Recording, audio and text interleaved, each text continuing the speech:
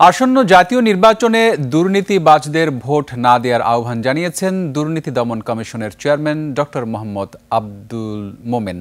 আন্তর্জাতিক দুর্নীতি বিরোধী দিবস উপলক্ষে দিনব্যাপী কর্মসূচির উদ্বোধন অনুষ্ঠানে এই আহ্বান জানান তিনি। দুদক চেয়ারম্যান বলেন, দেশের সর্বত্র দুর্নীতিবাজ চাঁদাবাজদের ভোটাররা প্রত্যাখ্যান করলে দুর্নীতির লাগাম অনেকটাই টেনে ধরা সম্ভব হবে। বিস্তারিত সুমাইয়া খানের রিপোর্টে।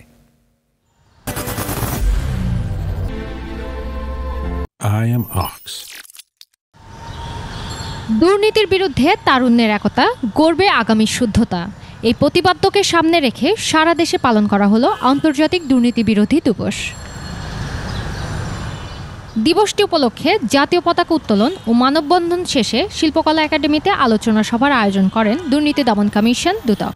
দুর্নীতি রোধে স্বচ্ছতা ও জবাবদিহিতা জরুরি বলে মন্তব্য করেন অর্থ উপদেষ্টা। ব্যাংকিং সেক্টরে যারা দুর্নীতি করেছে, টাকা পয়সা নিয়েছে, তাদের যে অ্যাডভাইজার, তারা ব্যাংকারের চেয়ে বড় ব্যাংকার। তারা ফাইন্যান্সিয়াল যে কোনো একজন, আপনি চার্টার্ড অ্যাকাউন্টের ফাইন্যান্সিয়াল অ্যানালিসিস করে তার চেয়ে আরও বড় স্মার্ট।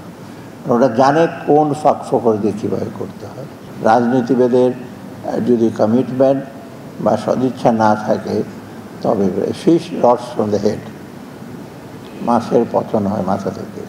এখন রাজনীতিবিদরা যারা আমাদেরকে শাসন করবে, তারা যদি ঠিক থাকে, তা সহজে সমাজে পতন ধরবে না এবং তাতেই দুর্নীতি কমে যাবে। দুদক চেয়ারম্যানের বক্তব্যে উঠে আসে নির্বাচন প্রসঙ্গ। তিনি বলেন, সৎ ও যোগ্য প্রতিনিধি নির্বাচিত হলেই দুর্নীতি কমবে।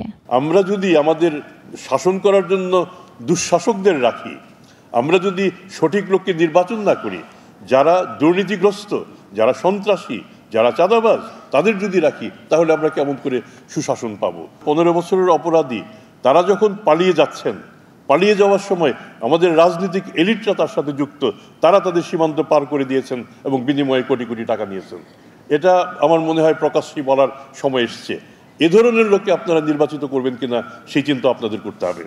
গত 15 বছরে যেসব দেশে টাকা পাচার হয়েছে, সেসব দেশে ফার্স্ট সেক্রেটারি পদমর্যাদায় দুদকের কর্মকর্তা পাঠাতে সরকারের প্রতি আহ্বান জানান তিনি।